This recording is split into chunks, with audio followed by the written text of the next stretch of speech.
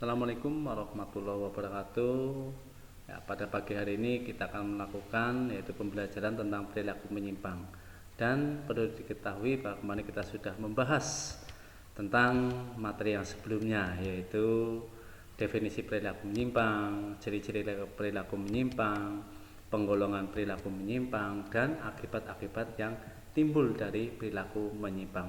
Sekarang kita akan membahas tentang materi berikutnya, yaitu tentang teori penyimpangan, di mana teori penyimpangan ada 9 macam yang akan kita bahas, yaitu pertama teori differential association Edwin Sutherland, kemudian teori labeling menurut Edwin Lemert, teori anomi menurut Robert Camerton, kemudian teori fungsi menurut Emil Durkheim, teori konflik menurut Karl Marx, kemudian teori biologis, ada teori psikologis menurut Sigmund Freud, teori sosialisasi, dan teori transmisi budaya. Yang pertama, teori differential association menurut Edwin Sutherland. Nah, penyimpangan itu bersumber dari differential association karena adanya pergaulan yang berbeda. Penyimpangan dipelajari melalui proses alih budaya. Melalui proses belajar ini, seseorang mempelajari suatu devian, subculture atau sub kebudayaan menyimpang. Contohnya seperti anak-anak punk mereka belajar mempelajari kelompok tersebut. Kemudian yang kedua yaitu teori labeling menurut Edwin Lemert. Menurutnya penyimpangan itu terjadi karena masyarakat telah memberikan cap atau julukan label negatif kepada seseorang yang sudah melakukan penyimpangan primer atau pertama kali. Nah, kemudian yang berikutnya yaitu teori anomi. Teori anomi di sini menurut apa? Anomi adalah kehidupan masyarakat tanpa norma.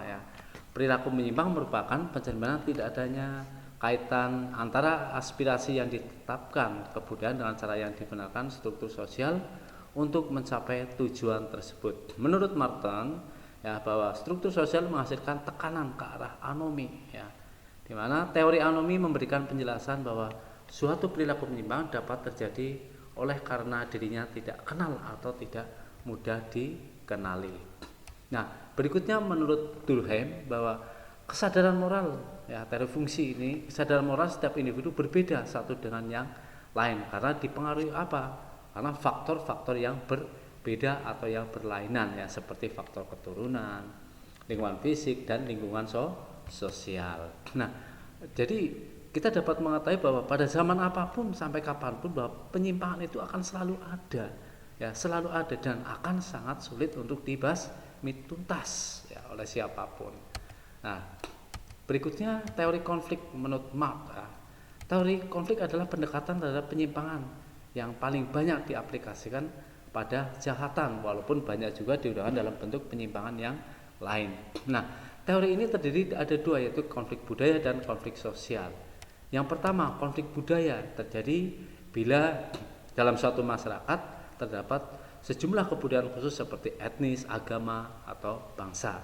Dan teori kelas sosial yaitu menolak model kesepakatan, stabilitas dan integrasi sosial dalam menyikapi nilai-nilai tertentu. Berikutnya teori biologis. Ini kebanyakan perilaku menyimpang disebabkan adanya faktor biologis seperti cacat fisik dan mental yang parah, yang tidak mungkin seseorang dapat diharapkan untuk dapat bersikap dan bertingkah laku seperti orang yang sempurna dan normal. Contohnya apa? Orang yang punya cacat bawaan permanen, ketika diganggu dia akan melakukan sebuah reaksi. Nah, itu sebagai kompensasi dalam dirinya sendiri sebagai bentuk protes, tapi itu menjadi sebuah penyimpangan. Nah, berikutnya yaitu teori psikologis menurut Sigmund Freud. Teori ini berkaitan erat dengan teori biologis, karena tidak dapat disangkal bahwa penyakit mental, gangguan kepribadian berkaitan erat dengan beberapa bentuk perilaku menyimpang. Dalam teori psikoanalisanya, bahwa jiwa manusia itu dibagi menjadi id, ego, dan super ego. Nah, berikutnya yaitu teori sosialisasi. Teori ini mengatakan bahwa ada norma, inti, dan nilai-nilai tertentu yang disepakati oleh segenap anggota masyarakat. Jadi semua anggota masyarakat hanya merupakan suatu model yang merupakan kerangka acuan untuk memulai analisis yang dilakukan oleh individu. Nah, menurut ini terjadi penyimpangan disebabkan oleh adanya gangguan disrupsi pada proses penghayatan dan pengamatan nilai-nilai tersebut dalam perilaku seseorang. Ya, seseorang melakukan penyimpangan karena salah dalam menafsirkan tentang nilai norma yang berlaku di lingkungannya.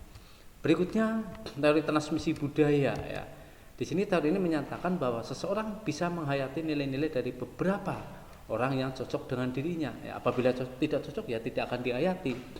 Ya, dan juga ya, ketika salah akan terhadap penilaian tersebut, ya tidak hanya untuk dirinya tapi diperoleh dalam proses pergaulan dengan teman sebaya. Ada proses imitasi, identifikasi, dan kebenaran itu bersifat relatif.